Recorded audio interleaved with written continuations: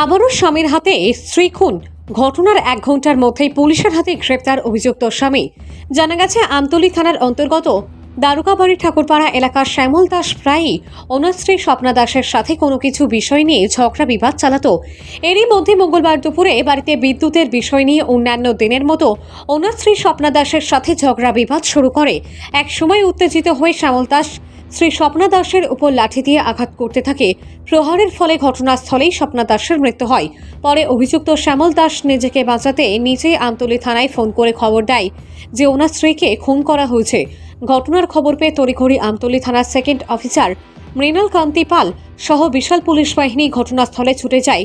খবর পেয়ে ঘটনাস্থলে ছুটে যান আমতলীর এসডিপিও শঙ্কর চন্দ্র দাস। ছুটে যায় ফরেন্সিক টিম এবং ডগ স্কোয়াড। পুলিশ এসেই শ্যামল দাসকে সন্দেহ করে।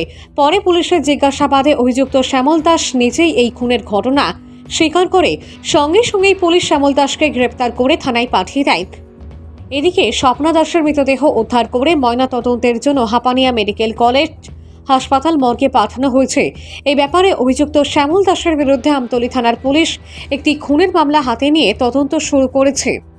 পুলিশ সূত্রে জানা গেছে, অভিযুক্ত শ্যামল দাসকে বুধবার আদালতে প্রেরণ করা হবে। এই ঘটনায় গোটা এলাকা জুড়ে তীব্র চাঞ্চল্য বিরাজ করছে। ভানুচন্দ্রের রিপোর্ট, আসাম প্রাইম নেটওয়ার্ক। আমরা খবর পাই প্রায় 1 ঘন্টা আগে যে একজন হাজব্যান্ড আমাদেরকে কল করে শ্যামলবাবু যে মিসেসের সঙ্গে খারাপ হয়েছে। এখন এমনি আমতলী থানার পুলিশ এবং আমরা চলে আসি সিনিয়র অফিসার সহ। এসে দেখি যে না, ওনার মিসেসের ডিসিজড হয়েছেন এবং এটা হত্যা। তো আমরা তদন্ত শুরু করি।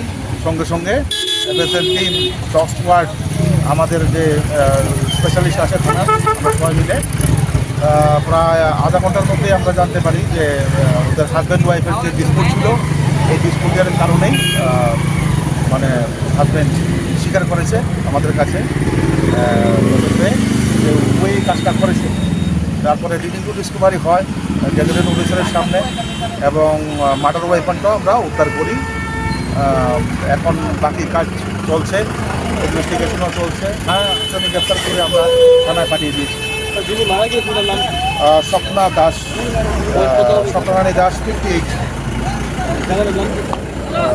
ওনার নাম হচ্ছে শ্যামল চন্দ্র দাস, হাজবেন্ডের নাম। আর জায়গার নাম দারোগাবাড়ি।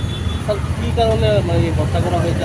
একটা ফ্যামিলি ডিসপিউট ওদের মধ্যে প্রায়ই লেগে থাকতো, যেটা পাড়া প্রতিবেশী ছেলে এবং যে অ্যাকিউজড, ওনারও নিজেরও কথা যে সাধারণ ইলেকট্রিকের একটা লাইন ডিসকানেক্ট করতে যাওয়াতে হাজব্যান্ড এবং ওয়াইফের মধ্যে আগের মতোই মারধর হয় এবং এই দাবি লাঠি দিয়ে বাকিটা আমরা ইনভেস্টিগেশন চলছে।